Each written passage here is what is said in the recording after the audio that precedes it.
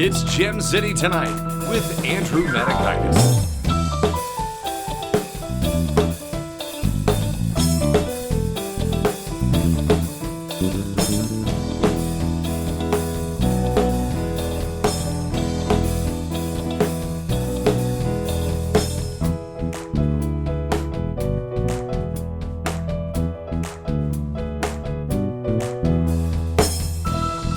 And now, your host, Andrew Matakaitis. Hey-o! How are we doing? Thank you. Thank you. Good evening, ladies and gentlemen. Welcome to Gem City Tonight. For those of you who can't see behind the camera, there's like 6 people in the room. Thank you, COVID. I know I made that joke last time, but God, it is true. I'm your host, Andrew Matakaitis. Tonight's show, I'm kind of excited, is very testosterone-filled. So we'll be talking cigars, martial arts, and ending with some hysterical comedy. So, you know, it's like a night at David Hasselhoff's house. Only we won't be eating a cheeseburger off the ground. 2007. How we miss you. Anyway. No, this night is juxtaposed to our last few episodes, which were great, by the way. We talked pumpkin spice lattes, we did fall fashion, the prompter worked. All right. Should we start over? I can keep talking. Let's just keep talking. All right, I'm going to keep talking through it. It's good. Anyway, but tonight for the first time, we're going to be catering to the male side of fall. And I'm not talking about football and grilling, but things you can do, you know, in the man cave, the stud studio, the Lion's Library, or that place you go to hide from your wife so you don't have to do the dishes. I call that Canada. Anyway, speaking of things that are horrible to watch, the Bengals are playing football again. Hooray! Yes, I know we have some Bengals fans in the audience, and I actually went and had a van pick all 9 of them up. I'm glad I got you down here just to make that joke. I mean, think about it. You do have the number 1 overall pick in Joe Burrows, whom I like. You signed a bunch of new players, including 3 new linebackers. And, of course, you have a coach that looks like when he wins, he gets a juice box. You seen this kid? I guarantee you his face mask is actually made from his, like, old little blankie. So when they don't convert in the red zone, he can just, like, rub it. I have no room to talk. I'm a Jaguars fan. Our quarterback looks like he's an extra on Boogie Nights. He's got the headband and, like, the stash. He's got the Fu Manchu. Anyway, regardless, I am happy sports are back. Keith, you're a Bengals fan, right? Who day, all day. Who day? I don't. That's actually when you look at the roster, you're like, who the hell are these people? I don't even. Is that this guy's dead? Then take him off the list. I think the most interesting thing is, since there's no fans in the audience, they're actually pumping in ambient noise at 70 decibels to recreate crowd noise. So they can actually kind of like, you know, play like it's a normal game. So it's at 70 decibels, which for the Tennessee Titans is actually 70 decibels higher than any game they're used to. I've been to a Titans game. It is quiet. Quiet. Anyway, yes, the world has been thrown upside down. And as we head into my favorite part of the season, the leaves change, the sweaters come out. And then Al Gore resurfaces to tell us that climate change is real. We get it, Al. You're good. It's not 2000. But anyway, if fall does create some interesting times. For instance, according to Reader's Digest, squirrels actually get smarter in the fall. A typical squirrel shows a 15% increase of its hippocampus, which is the memory and emotion center of the brain compared to the rest of the year. I mean, I just thought their nuts got bigger, but I guess not. Thank you. We don't. Once again, we're missing John tonight as he's off gallivanting around the world, so we send love to him. Anyway, number 2, the sex drive spikes for people in the fall. Yeah, testosterone levels for both men and women, don't think you're out of this, both men and women spike higher in autumn than any other time of the year, several studies found, which is why scientists call autumn the mating season, or what the Kardashians call the NBA off-season. And finally, November 1st and 2nd are known as Dia de Muertos, one of the oldest autumn festivals in Mexico, celebrating the departed loved ones and the cycle of life. Which is interesting because it's followed by another day of the year, another Day of the Dead, where we honor those who have already died on November 4th. It's called Election Day. All right, we got a great show for you. Follow me in, Keith.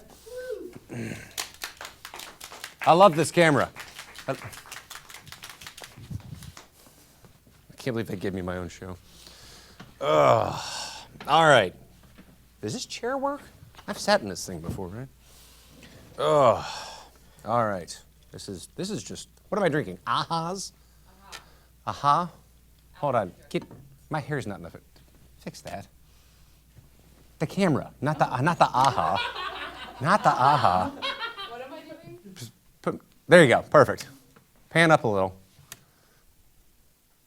Are you sure all your hair's in this? Yeah, zoom in just a little bit. There we go. Perfect. No, back. There we go. There we go. See?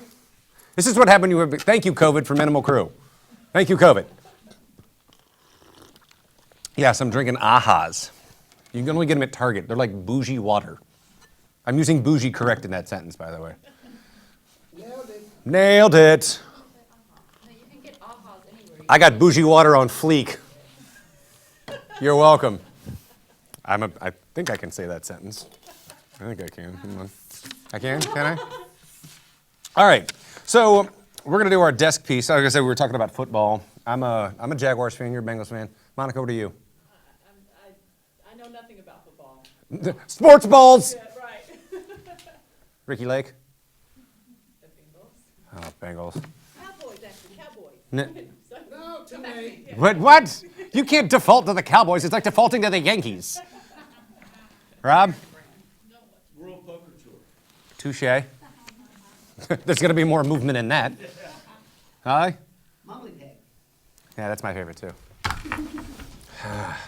All right, so we're doing Super Bowl predictions. First off, who do we think is going to go to the Super Bowl for those who watch? No? I'm thinking Chiefs again. They won it last year, didn't they? They won it last year. They won it last year. Patrick Mahomes. Guys, kid's got some good hair. I can call him a kid now. You ever get to that age where you're like, hey, I could still play. I'm that age. And now I'm like 36 and I'm like, these kids really can't. Oh my God, I'm saying kids. My age kid. Yeah, but you're like 27 going on 49. So the Super Bowl predictions. Chiefs over the Saints. 6, I don't know what these numbers mean. I meant to explain. I don't know, yeah, I don't know how betting works. So, on NFL.com, it's like 6 people that are the NFL spawned like talker people. 6 people think the Chiefs are going to play the Saints. All right, that's good. 3 people think the Chiefs are going to go over the Cowboys. These are all Chiefs. Yeah, everyone thinks the Chiefs are going to win. Chiefs over Cowboys. Chiefs over. Back to back. Repeat. Chiefs over the Cowboys, that's 3. Chiefs over the Vikings? Are you kidding me? They couldn't find the end zone with a GPS and a German Shepherd. And I like how there's so many Buccaneers because Tom Brady. Did you see his debut? He couldn't hit water if he fell out of a boat. Say who, because they can't hear me. Who? Whose debut? Oh, Tom Brady's. I just said that for the Buccaneers. It was awful. And by the way, I'm pretty convinced that's why COVID happened, because God is a Patriots fan, and Tom Brady was like, "Deuces, I'm going to Tampa," and he's like, "No football. You all can just enjoy badminton, synchronized swimming for all I care." Indoor Mario Kart. Chiefs over the Buccaneers, that's 4. 4 people? Okay. And Chiefs over the Niners? Niners haven't been to a Super Bowl since I was like in diapers. Well, that makes sense. One person thinks that. One person thinks that. All right, I'm calling it right now. Saints over Chiefs. I'm bucking the trend. Drew Brees. He has almost every record possible, so he's got to be. Okay. Oh, the real question in the room is: Bengals are 0-2 right now. This airs.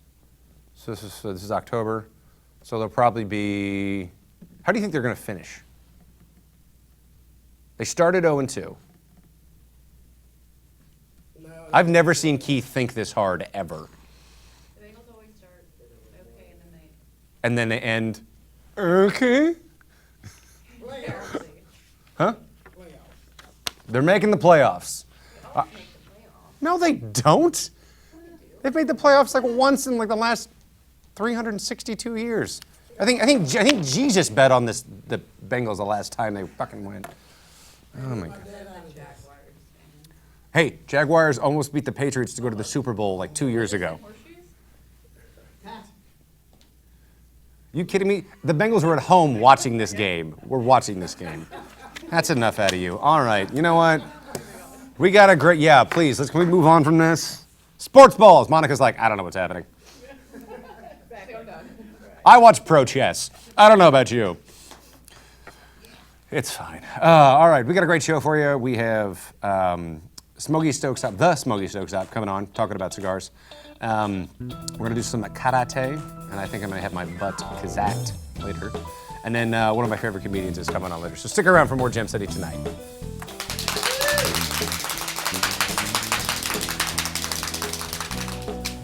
All right.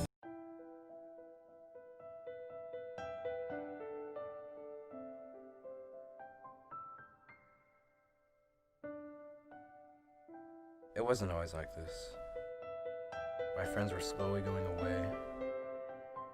They found other people. And the world was slowly revolving around me. With my classes becoming harder and harder, and the constant stress of applying to college, it seemed like suicide was the answer to all of this. It was so easy to do, right there and then. I could have done it, but someone reached out to me. This person actually cared for me, talked to me, and understood me. Suicide is never the answer. Know the signs, find the words, and reach out.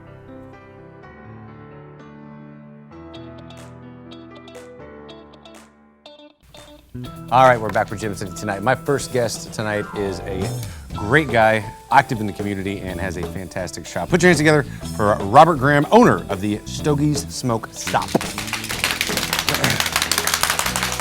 Thank you, sir. Please. Thank you for coming on the show. Thank you for inviting me. You come highly recommended from we have a mutual friend, in Doug Pritchard. Yes, sir. And One of my regulars. He raves about it all the time. So, being a cigar guy, I naturally wanted to jump in and meet you. And so, a little backstory: you police officer for 37 years. Graduated high school, went into the United States Air Force as a law enforcement specialist. Did 4 years there. Through that, I met the chief at the time of what was Wayne Township Police Department, now Huber Heights Police Department. Hired on with him in 1980 and served a little over 33 years with the Huber Heights Police Department. Thank you for your service. Thank you, sir. So, did that, got out, retirement happened, and you went, what am I going to do? Well, yeah, about 4 years working up to retirement. I wasn't exactly sure what I wanted to do.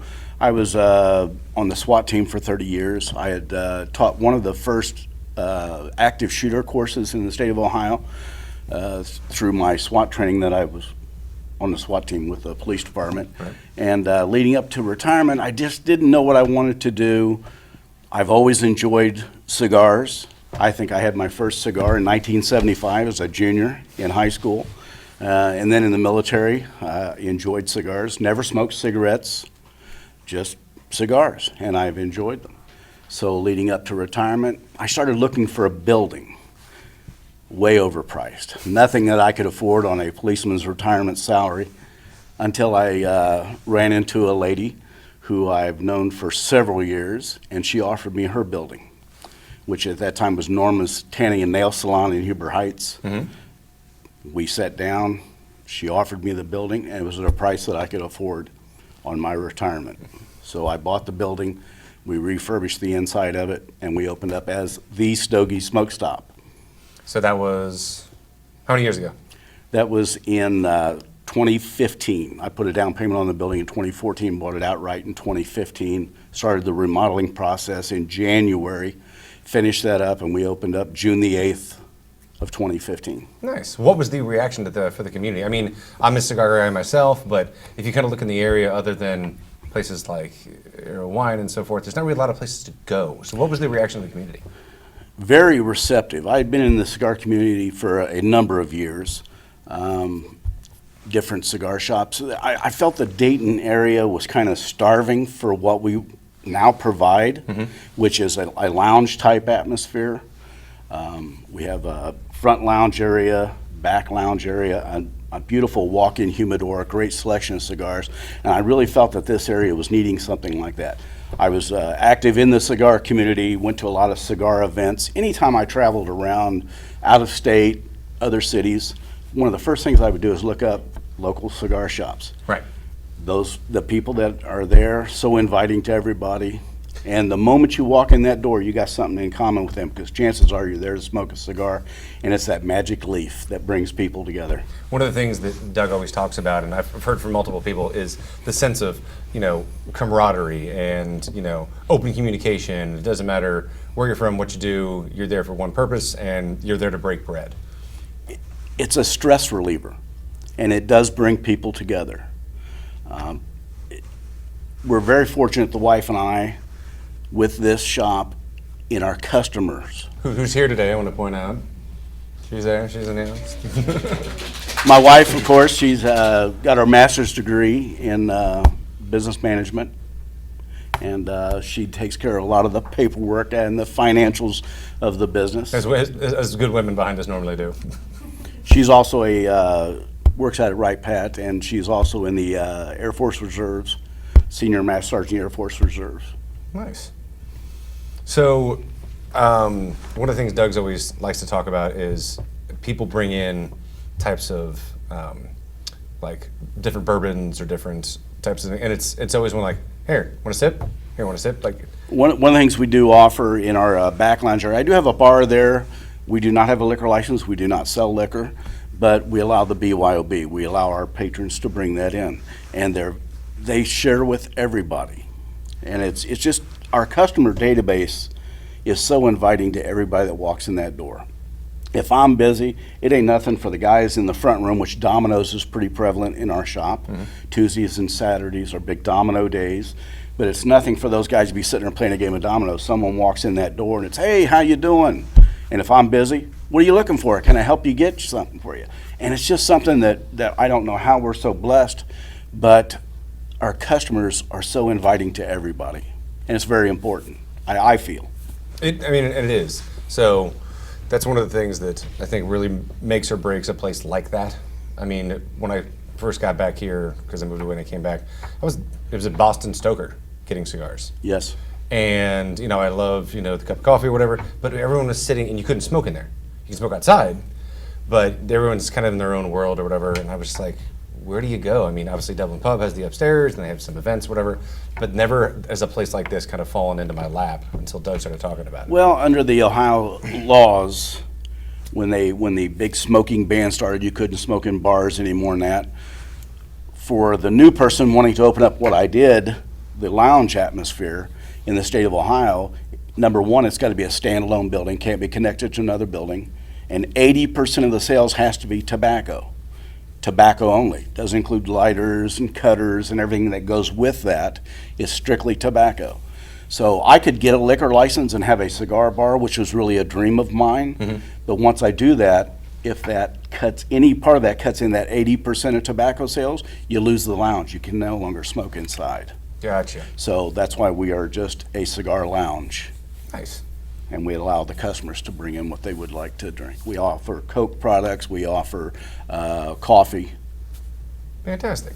Well, one of the reasons I wanted to bring you here is, I know about cigars, like I said, but I know you've brought some goodies for us. So we're going to go to break. When we come back, you're going to give our viewers a little Cigar 101. Yes, sir. All right. We'll be right back with more Gem City Tonight.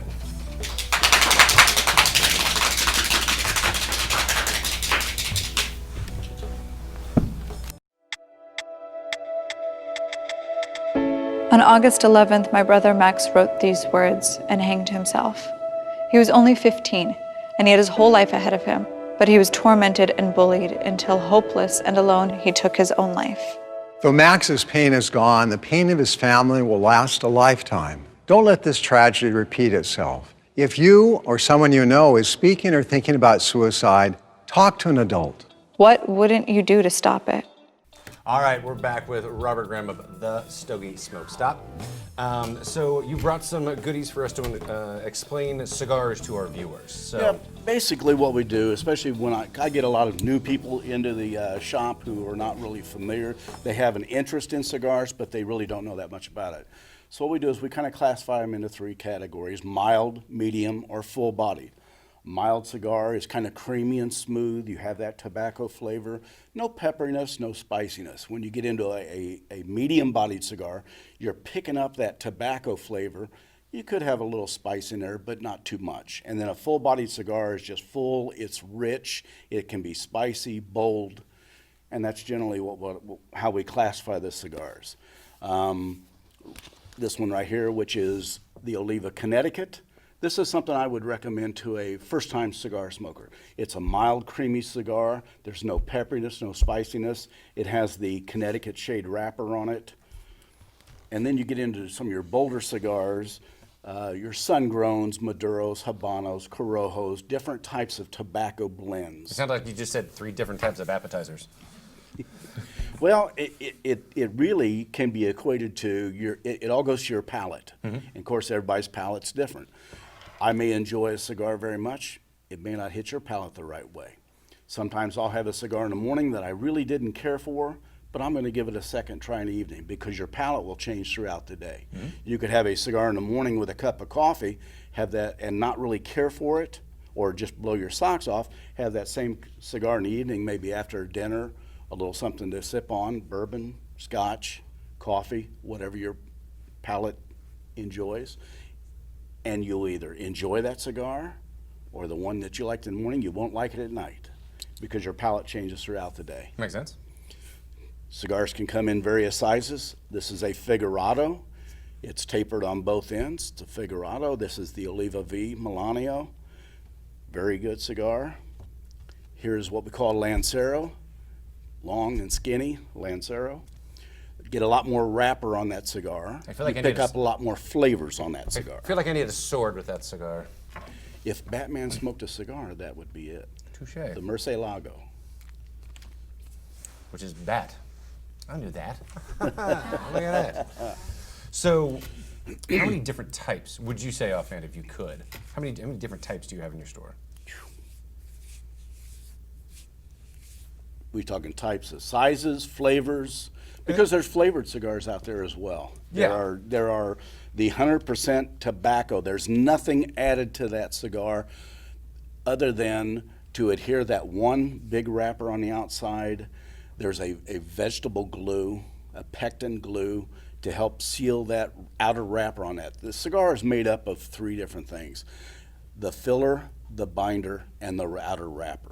Filler is the filler tobacco that they put in the inside there. It's all bunched up. It's put into a press. They press the tobacco together, and then they put a binder leaf on the outside of it. The binder leaf pretty much is nothing more than a wrapper leaf who didn't make grade. There's a blemish on it or something. And then they put the outer leaf on there, the wrapper leaf. And it's one big leaf that's wrapped 3 times around the cigar, and then they seal it with that little bit of pectin glue. Now, I know if you pick up like Cigar Aficionado or anything, you'll see ratings. Yes. What do the ratings mean? Well, I think they're pretty subjective, because there again, everybody's palate's a little different.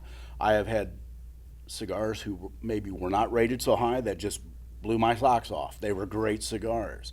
I've had some who were rated very high that, they're okay. What does the rating mean, technically? Is it like reviewing a movie? Pretty much, yeah. Like I said, it's very subjective. And there's different magazines of Cigar Aficionado, Cigar Snob. There's a number of them out there, and they rate cigars. But again, it's very subjective. The one thing that happened with my La Flor Dominicana cigars is which was a smaller company, they opened up a number of accounts. We were one of them that I got in and opened up an account with them, and they had a #1 rated cigar. Now they're on back order because everybody wants that #1 rated cigar. Right.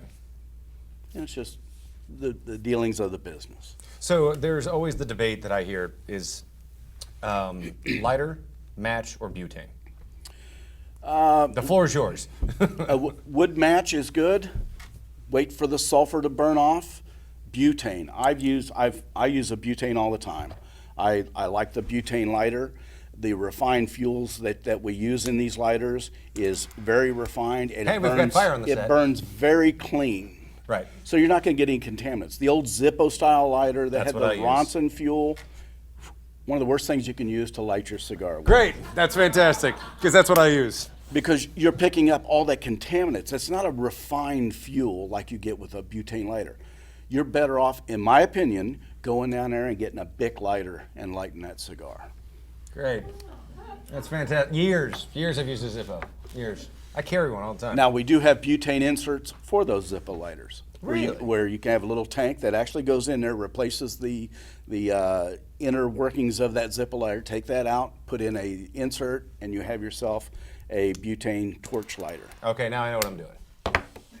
I don't know what I'm doing. That was always in the back of your mind to get that. It was. I just needed it on camera for it to come out. So a lot of people, and then the final aspect I'm going to touch on is people punch or cut. And that's all personal preference again there. I've gone through those phases. You know, in the beginning, I would bite the end of the cigar. I, do a straight cut of a cigar, punch a cigar, poked it with a toothpick when I've got nothing else, and I'll do a few pokes in the top, but it's all personal preference. Now, I like to do, just because the cigars, most every cigar, other than like a Figurado or some of the others, or Torpedo, has a cap on the end of it. Mm-hmm. And the cap is nothing more than a circular cut of that outer wrapper that wrapped that cigar, and then they put it on there with that glue. So you never want to cut below the cap. If you cut below the cap, the cigar can start to unravel on you. Another thing you don't want to do is take that band off prematurely. The same glue they use to adhere that wrapper on there, they use for that band. What you want to do is, when you're smoking a cigar, when the ash gets right down before it gets to that band, that's when it's time to take it off, because all the heat's on the other side and it loosens up that glue. Gotcha. And you won't cause any stress cracks. But I like a straight cut. I like to take just enough of the cap off that I can do a draw. So I'll do a little cap cut. I'll do a draw with no flame to make sure you should have a little resistance, as in like sucking soda through a straw. You should have a little resistance. I'm so glad you said soda. And then you do your light. Gotcha. Now, one thing I might add is if you go on YouTube and just type in cigars on YouTube, there's so many channels out there. One that comes to mind is Nick Perdomo. Mm-hmm. Perdomo Cigars. Got a few packs here of Nick Perdomo cigars. Nick has some great, in fact, he just did one on why he smokes cigars, and he talks about the stress relief and all the things that go with that. There's just some absolutely great videos, and I would recommend anybody go out there, YouTube, and search cigars videos. But Nick Perdomo has some. He's got one on there on how to properly cut, light, and a cigar. So before we wrap up, before I let you go, portable humidors. So this is obviously yours. Yep, travel humidor. So, and then the humidor at home. So basically the point of the humidor is to keep the cigars humidified. You, generally speaking, want it between 60 to 70% humidity and around 70 degrees, 65, 70 degrees. And then again, it's a personal preference. Rocky Patel, which is a very well-known cigar maker, manufacturer, he likes to keep his at about 72, 73% humidity. In our big walk-in humidor, I try and keep that room between 65 to 70% humidity. It just keeps the cigars fresh. Back in the 1800s, when cigars were coming across this land, do you know why that cigar is called a stogie? I do not. The Conestoga wagon. There you go. When they brought those cigars across the prairie in Conestoga wagons, it pinned the name the Stogie. Nice. A history lesson as well. Well, I want to thank you so much for coming on the show. Thank you. So we find you at the Stogie Smoke Stop. We are on all social media platforms as the Stogie Smoke Stop. We also have a webpage, thestogiesmokestop.com. Perfect. Thank you so much. Heiny, tushy, badonkadonk, call it what you want, but talk to your doctor, because the American Cancer Society says colon cancer is a leading cause of cancer deaths in the U.S. I was diagnosed with colon cancer, but I might have avoided it completely if I just had my keister checked. So get off those juicy doubles and go get your rump shaker screened so you can say you literally saved your own ass. Can we change padonkadonk? All right, we're back with more Gem City Tonight. My next comedian is, first off, a dear, dear friend and absolutely hysterical. She's active in the community, and she also is all of us, including Keith and myself, and she's just a comedian's comedian. Put your hands together for Holly Shock. Hi, everybody. What's going on? Thank you, Andrew. This is so cool being on the show, man. Gem City Tonight. Yeah, the moon's pretty bright, though. Hi. I'm doing pretty good. My name's Holly Shock. Holly Zippo Shock, actually, because I'm not unremarkable, too. I really enjoyed coming on this show. I am originally from West Milton, Ohio. Now, West Milton, Ohio, a lot of you people might not know where that is. You know, it's like Dayton, Ohio is world famous, known as the birthplace of aviation. West Milton, Ohio is world famously known as being 16.5 miles north of the birthplace of aviation. Dayton, Ohio. Not much happens in West Milton. It's kind of boring. It would make a very, very boring Grand Theft Auto game. You know, basically you would steal like 3 cars, go to your neighbor's house, kick the dog, and the game's done. That's about it. Oh, now, at this COVID thing, I'm retired and I live alone. And one of my things, I like to go out to eat. That's my little treat. Well, couldn't for a couple months, and I ended up knowing now that I'm terrible at cooking. I know 3 things for sure about cooking. There's only so many ways you can make ramen noodles. No matter how many times you make it a different way, it's really boring to make meatloaf. And for the love of God, my friends, and you are my friends, don't make a ramen noodle meatloaf. Oh, no. Bad stuff. I just recently turned 67 years old. Woo! Thank you. That's 67. And you know what? It's like when you get 67, you kind of figure certain things out when you get older. Like, now in the late 60s, when I was young, I was a hippie girl. I smoked pot and got stoned all the time. Now I'm in my late 60s. I smoke medicinal marijuana, and I get stoned all the time. So, life's not the circle of life. It's more like a giant water bong. I think the crew here can figure that one out. Giant water bong, and that's about all that is. Now, also, it's funny because when you talk and say, like I'm saying I'm 67, it depends on how you say it. It's how people react. Now, when I'm talking, now this comes to something earlier. Now, when I'm talking to kids, and to me a kid is anybody 52 or younger, because I could babysit them in my teenage years. So when I'm talking to kids, and they're talking about how old they are, and they go, well, Holly, how old are you? And I'll go, I'm 67 years old. Most of the time, God bless them, they're going, oh, that's so nice, Holly. You don't look 67, you definitely don't act 67. Now, if I'm in with these same kids in a room, and they're talking about going to the high school reunion, and I'm going, oh, I'm going to my high school reunion next year. I'm going to my 50th high school reunion. You see their eyes dilate. You see their jaws drop. Because apparently saying you're going to your 50th high school reunion sounds a lot older than 67, doesn't it? I'm 67. I'm going to my 50th high school reunion. And they're going like, how old are you, Holly? Now, that 50th, is that BC or AD? BC or AD? Wait a minute. And you know what I tell them? Pixelate. There we go. Yeah. Now, also, it's like, BC, well, all right, see, that's my train of thought. Yay. The BC on that. Now, also, I like to do odds and ends stuff. Like, I recently got a part-time job because some of my friends are going back to work.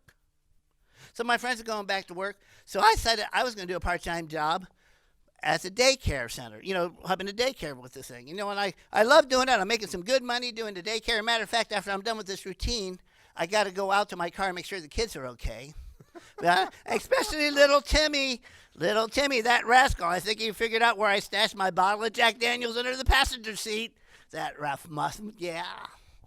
Also, if you can tell, I really can't hold jobs very well. Last year I got fired from a daycare center simply because I was trying to teach them how to sing the alphabet song. I mean, we all know the alphabet song, right? Right? A, B, C, D, E, F, G. Well, I tried to kill two birds with a Keith Richards. Got it? You got it. Yes, I tried to kill two birds with one stone. So I taught them how to sing the alphabet, along with teaching them about the best metal band of all time, Black Sabbath. So I taught them how to sing the song to Iron Man. And it goes like this. Boom, on the alphabet.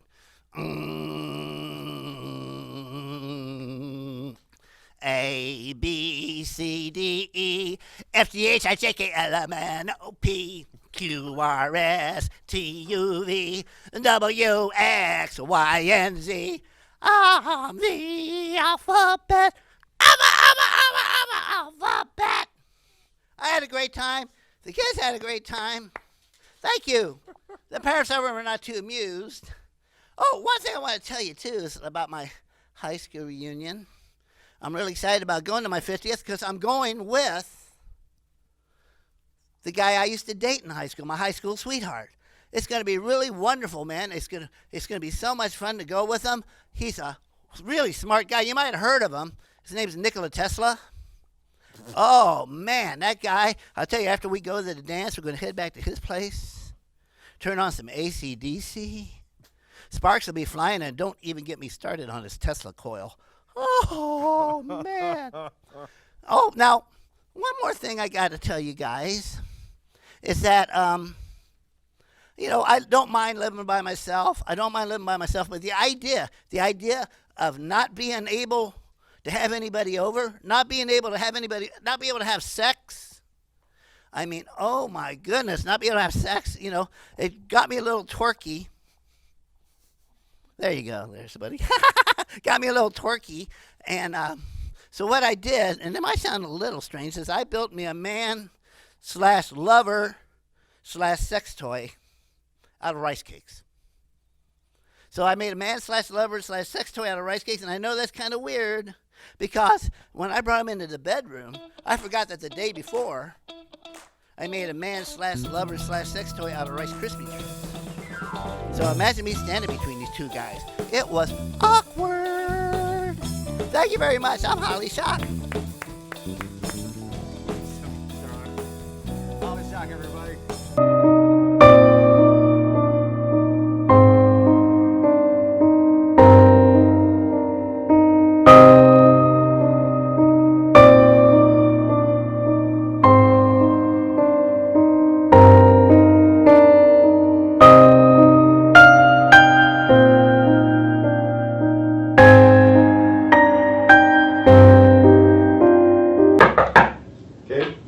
Dad? Gabe? I'm sorry. I'm sorry. It's all right. I'm sorry. It's okay. Sorry. You're all right. Sorry. It's okay.